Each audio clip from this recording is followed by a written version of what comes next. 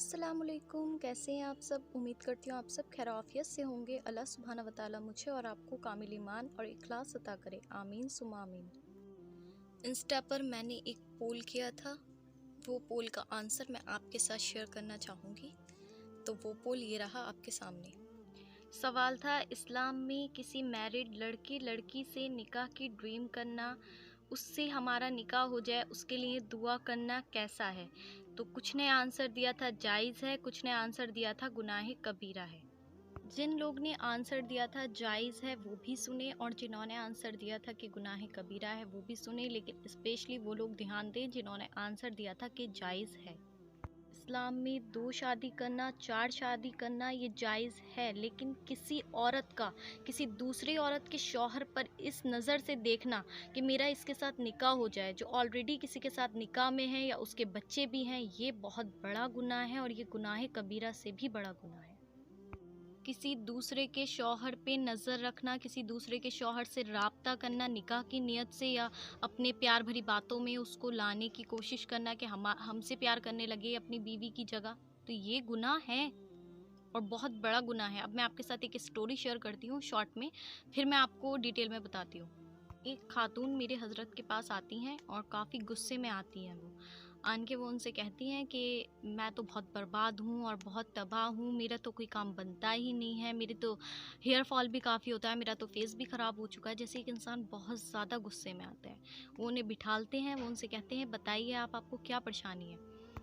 वो खातून कहती हैं कि मैंने वज़ाइफ़ किया था, और वज़ाइफ़ जो मैंने किया था वो बाइजाज़त था, मैंने टाइम पर भी पढ़ा, पूरी पाबंदी के साथ किया, उसके सारे हक़ अदा किए, लेकिन उसके बाद भी मैं इतनी तबाह और बर्बाद हो गई हूँ कि मैं आपको बता नहीं सकती। मेरा चेहरा भी ख़राब हो चुका है, मेरी पूरी ज़िंदगी ख़राब हो चुकी है। अब हज़रत ने फ़रमाया, उनसे कहा आप बताएं जो आपने वज़ाइफ़ किया था वो आपने किस लिए किया था। तो वो कहते हैं कि मैंने पसंद की निकाह के लिए वज़ाइफ़ किया था, और मेरी तो शादी हुई नहीं, मेरे सारे कज़िन्स की भी शादी हो गई, सारे फ्रेंड्स की भी शादी हो गई, लेकिन मेरी शादी कहीं नहीं हुई। मैं इतनी तबाह और बर्बाद हो गई कि मैं आपको बता नहीं सकती। तो उन्होंने उनसे पूछा कि आपने जो वज़ाइफ़ किया था, जिसके लिए किया था पसंद की निकाह के लिए, तो क्या वो लड़का शादीशुदा है। अब वो नहीं बोलती। उन्होंने फिर से पूछा कि आप बताएं कि वो लड़का शादीशुदा है जिसके लिए आपने वज़ाइफ़ पढ़ा था। वो कहती हैं जी वो शादीशुदा था। तो उन्होंने पूछा कि उनके बच्चे थे, तो अब वो बिल्कुल भी नहीं बोलती। फिर वो बहुत हल्की आवाज़ में कहती हैं जी थे बच्चे। तो अब उन्होंने इसका जवाब ये दिया कि आपको शर्म नहीं आई कि आप कर क्या रही थी। आप अल्लाह सुब्हाना व तआला के पाकीज़ा कुरान को और उसकी सूरतों को या किसी भी कलाम को आप किस चीज़ के लिए इस्तेमाल कर रही थी। आप किसी की ज़िंदगी बर्बाद करने के लिए इस्तेमाल कर रही थी। आप उससे पसंद का निकाह करना चाहती थी जो ऑलरेडी शादीशुदा है। इस्लाम में माना कि 4 शादियाँ करना जायज़ है, 2 शादियाँ करना जायज़ है, लेकिन ये कहाँ पर लिखा है कि किसी नामहरम से, किसी के शौहर से राब्ता करना जायज़ है, इस नियत से वो भी कि हमारा निकाह उसके साथ हो जाए, वो उसे छोड़ दे और हमसे मोहब्बत करने लगे। वो कहते हैं कि शुक्र करें कि आप सिर्फ बर्बाद हुई हैं, तबाह हुई हैं, आपके अंदर कीड़े नहीं पड़े। ऐसी ख़वातीन के कीड़े भी पड़ते हैं। और हज़रत ने फरमाया कि अगर आप वजीफ़े ना भी करती ना, तब भी आप उस औरत के और उस औरत के बच्चों की बद्दुआएं ले लेती, उसके घर वालों की बद्दुआ ले लेती, क्योंकि कोई औरत ये नहीं चाहती है दुनिया की कि उसका शौहर कभी दूसरी शादी करे, और ना ही शौहर कभी ये चाहेगा कि बिना वजह उसकी बीवी कभी दूसरी शादी करे। ये मैं नहीं कह रही कि ऐसे लोगों के कीड़े तक पड़ते हैं। आप कहीं भी रिवायत में चेक कर लें, आप कहीं से भी उठाकर पढ़ सकते हैं, आपको हर जगह ये चीज़ मिल जाएगी कि बुरे काम का अंजाम बुरा ही होता है। ऐसे लोगों के कब्र में कीड़े पड़ते हैं, यहाँ तक कि दुनिया में भी अभी ऐसे लोग मौजूद हैं जिनके कीड़े पड़ रहे हैं, उन्होंने ये काम किया था। और ये वाक़या रियल था जो मैंने अभी आपके साथ शेयर किया कि उस औरत की पूरी ज़िंदगी तबाह हो गई। ना तो उस लड़के से शादी हुई, ना किसी और से उसकी शादी हुई। आपको मालूम है किसी का दिल दुखाना गुनाह है, किसी को रुलाना गुनाह है, किसी को बेवजह परेशान करना गुनाह है। तो इतना बड़ा काम आप करने जा रहे हो, किसी का शौहर उससे छीन रहे हो, आप तो किसी का मैरिटल स्टेटस उससे छीन रहे हो, तो इसका आपको गुनाह नहीं होगा। जो वज़ाइफ़ आप पढ़ते हो ना ऐसे कामों के लिए, वो वज़ाइफ़ भी आपको बद्दुआएँ देते हैं, उनके जो फ़रिश्ते होते हैं वो भी आपके लिए बद्दुआएँ करते हैं। जब आप ऐसे किसी काम के लिए करते हो, सिर्फ़ इसी काम के लिए नहीं बोल रही हूँ, किसी भी बुरे काम के लिए आप उन्हें करते हो। बात करती हूँ उन लोगों की जो गर्ल्स मुझसे बोल रही थी कि हम किसी लड़के से मोहब्बत करते थे, उसका निकाह किसी और के साथ हो गया है, अब भी हम उसके लिए वजीफ़े पढ़ते हैं, दुआएं मांगते हैं। काफ़ी हद तक मैंने जवाब पीछे दे दिया है, आपको समझ में आ गया होगा। और कुछ गर्ल्स ने इस टॉपिक को लेकर मेरे साथ बदतमीज़ी भी की। मैं कोई न्यू आपके साथ नहीं शेयर कर रही हूँ, मुझसे बहुत बेहतरीन स्कॉलर टीचर्स पीछे हैं जो शेयर कर चुके हैं। जो सच है, हक है, वो मैं आपके साथ शेयर कर रही हूँ। अब सच को आप एक्सेप्ट करते हो या नहीं, वो आपकी मर्ज़ी है। अगर वो लड़का आपको नहीं मिला जिससे आप मोहब्बत करते थे, उसका निकाह किसी और के साथ हो गया, तो इसमें आपकी कोई बेहतरी थी ना।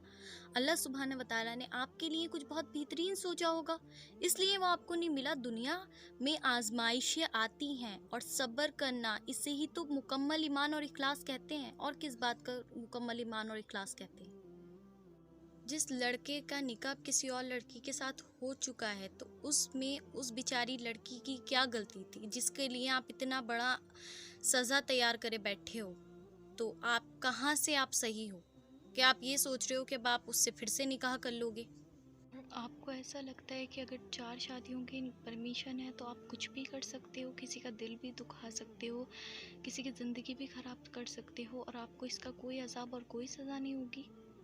अब जो मैं आपके साथ क्वेश्चन का आंसर शेयर करूंगी, वो एक के नहीं काफ़ी लोगों के वही क्वेश्चन थे, इसीलिए मैं आपके साथ शेयर कर रही हूँ कि जिसके दिल में भी जो डाउट है वो निकल जाए। मैं अलग अलग सबको रिप्लाई नहीं कर सकती थी। सवाल था कि अब भी हम किसी लड़के से मोहब्बत करते हैं, उसकी शादी अब किसी और से हो गई है, हम अब भी उससे दुआओं में मांगते हैं, हम अब भी चाहते हैं कि हमारा निकाह उससे हो जाए। हम तहज्जुद भी पढ़ते हैं, बहुत सारी दुआएं भी करते हैं, सब कुछ करते हैं, लेकिन अभी तक हमारा निकाह उसके साथ नहीं हुआ है। लेकिन हम यही चाहते हैं कि हमारा निकाह उसके साथ हो जाए। आप कुछ ऐसा बता दें कि हमारा निकाह उसके साथ जल्द से जल्द हो जाए। तो मैंने इन गर्ल्स को समझाया था, जिसमें से कुछ ने मेरे साथ मिसबिहेव भी किया था इस बात पर। अगर आपका निकाह उनसे नहीं हुआ तो इसमें आप ही की कोई बेहतरी थी, क्योंकि अल्लाह सुब्हाना व तआला कभी किसी के साथ बुरा नहीं करते हैं। आप अपनी जान पर खुद ही जुल्म करते हो, खुद ही फिर आप अपनी जान पर जुल्म करके कहते हो कि अल्लाह सुब्हाना व तआला हमारी दुआएं नहीं सुनते, हम इतने परेशान हैं, हम इतनी तहज्जुदें पढ़ते हैं, हम इतनी नमाज़ें पढ़ते हैं। तो जब आपकी नीयत ही साफ़ नहीं है, जब आपके दिल ही साफ़ नहीं है, तो आपकी नमाज़ें और आपकी तहज्जुद कहाँ से कबूल होगी? सेकंड वाइफ, सेकंड शादी, ये सब फिल्मों तक ही अच्छा लगता है। रियल लाइफ में जो लोग इस सिचुएशन को डील कर रहे हैं ना, उनके से पूछें कि उनके दिल को कैसा फील होता है। सिर्फ उससे ही नहीं, जो सेकंड वाइफ बनती है उनके दिल से भी पूछें कि उन्हें कितनी तकलीफ़ होती है। अब हर बात दुनिया को तो शो नहीं की जाती है ना। जिससे आप शादी करने की सोच रहे हो, अगर अल्लाह सुब्हान व तआला ने 1% उससे आपकी शादी करा भी दी ना, और वो ऑलरेडी मैरिड है, तो आप इतने प्रॉब्लम्स में आ जाओगे कि जितने आप कभी सोच भी नहीं सकते थे। आपकी ज़िंदगी बर्बाद हो जाएगी, क्योंकि उसकी जो फर्स्ट वाइफ थी उसकी बद्दुआएं, जो वज़ाइफ आपने किए थे उनकी बद्दुआएं, और आपको अल्लाह सुब्हाना व तआला का जो कहते नहीं है मकाफ़ाते अमल, जो अल्लाह सुब्हाना व तआला आपके साथ करेंगे, तो ये निकाह आपके लिए मकाफ़ाते अमल ही होगा। इसलिए ऐसी चीज़ों को फ़ौरन छोड़ दें। मैंने आपको इसका अज़ाब भी बता दिया और इसकी सज़ा भी बता दी। आपको अल्लाह सुब्हाना व तआला पर यकीन है ना कि अल्लाह सुब्हाना व तआला आपके साथ कभी बुरा नहीं करते हैं। जो कुछ भी होता है ना, उसमें अल्लाह सुब्हाना व तआला की बेहतरी होती है। वो नहीं मिला आपको तो उसमें अल्लाह सुब्हाना व तआला की बेहतरी थी।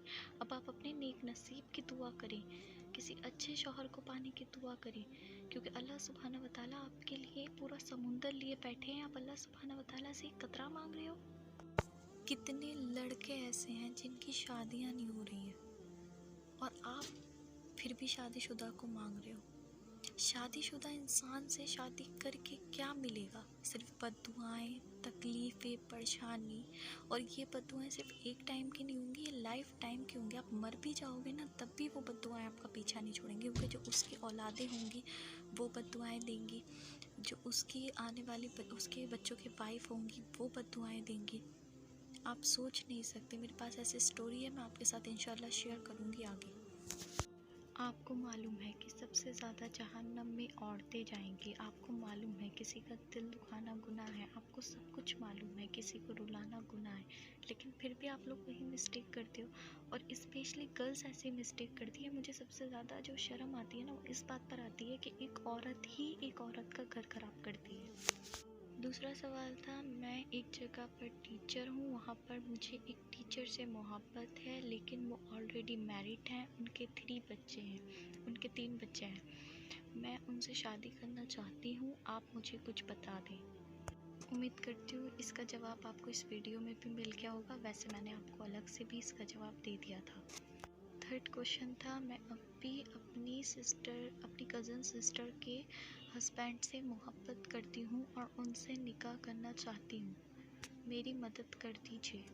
मैंने आपको इसका जवाब इसी वीडियो में दे दिया है। मैं गलत काम में किसी की मदद नहीं करती हूँ, जो गलत है वो गलत है। इस टॉपिक से रिलेटेड